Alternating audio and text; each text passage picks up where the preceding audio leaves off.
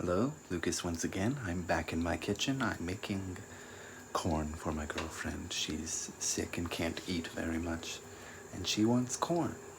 So I'm making that. We are in the midst of the coronavirus here in Shanghai.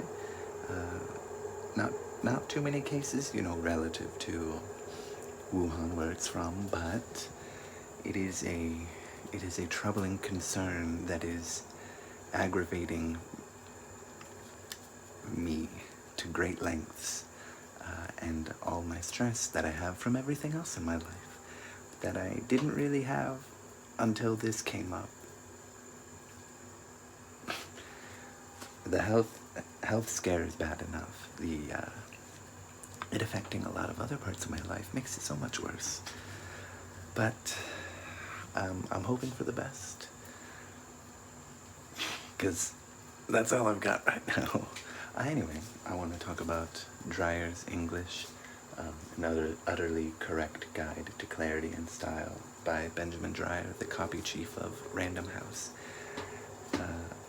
I bought this book so that I could learn some rules of the trade, I guess, for writing that I am unclear on, that I could easily Google, I suppose, to make sure, but I guess I'd heard great things about it, and it was a New York Times bestseller, and I wanted to give it a shot. I heard it was a funny book, and it's really humorous. It's a great reference book.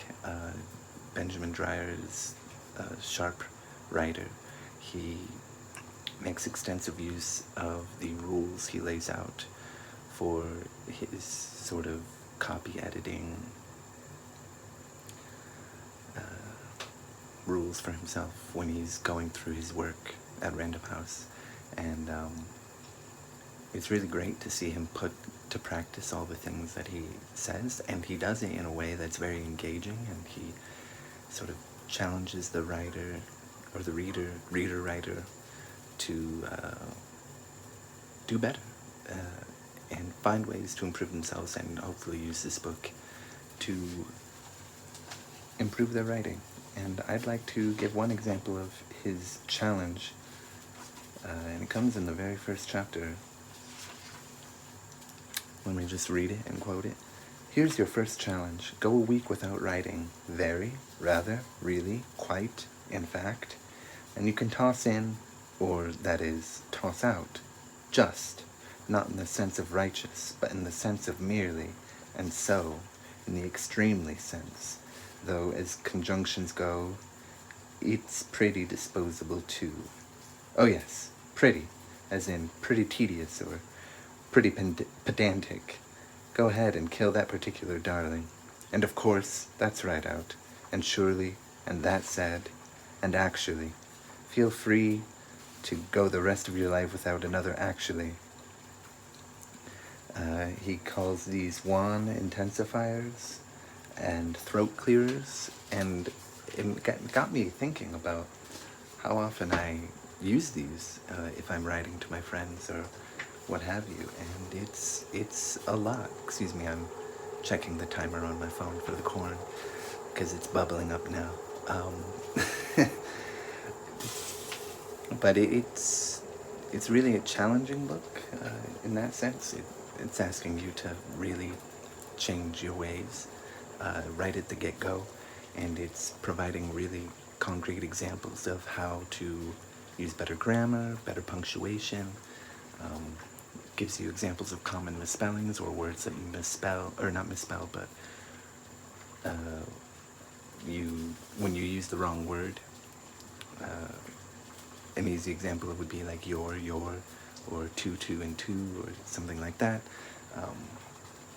There are other examples that are less common, I suppose, and less irritating, and it is an amazing resource, I think. And what I really love about it is that there are times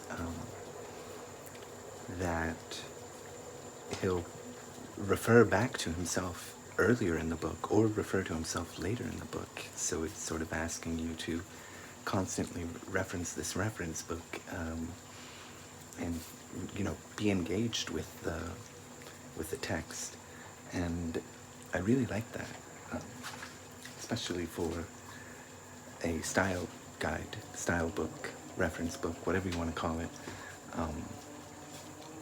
It's really great. I think the first part one, the stuff in the front, as it's called, is more, it's easier to read. It's got a lot of great examples about punctuation and grammar and all that. And he's got a sharp wit, and he uses it to great effect to explain these rules. And there's a lot more, he has ample opportunity to show his sense of humor, which he claims he doesn't have one, but does think that he is funny, and he is funny. And it shows more in the first half, part one, than it does in part two, which is more, oh, the word escapes me right now, but it's sort of more nitty-gritty, kind of, about misspellings. And there are, funny quips here and there for misspellings and improper use of this word or that word, or what have you. But I find the first half a lot easier to swallow and more enjoyable than the second half. Another thing that is really nice about the book is that he sets out these rules, and he does tell you that writers should learn the rules first before breaking them, and while he does set these rules, he does break them. Gotta turn that down a little bit. Whoa, that looks crazy. I was looking behind me in the image that I'm seeing. He sets out the rules and then goes to show exactly how they can be broken. And there are times where he uses that said, or he uses very, or some other rule that he said, you shouldn't do that. And that's great, because, as he says, you should know the rules before you break them. There's one thing else that he mentions about writers' verbal tics, and there's this great sort of dialogue about the relationship between copy editors and authors. And one issue that often comes up is that writers, authors have these tics, like pet adjectives, as he says, adjectives that they like to use, or turns of phrases that they like to use frequently. And he has them, and those are the most frustrating parts for me. I do enjoy seeing his extensive use of the English language and how he can mold it to shape his message to you, I suppose. But say you use commas to set off some part of the thing that doesn't even need to be there. Say the word say, as he says regularly, or he'll say something as they say, blah blah blah blah blah, and it is irritating after a while because he goes back to this quip frequently. That's all I really have to say. I'm happy I read it. I recommend it. It's a good read. And if you need a style book, another great thing about it, I was going to say, if you need a style book that's fun and engaging, read this book.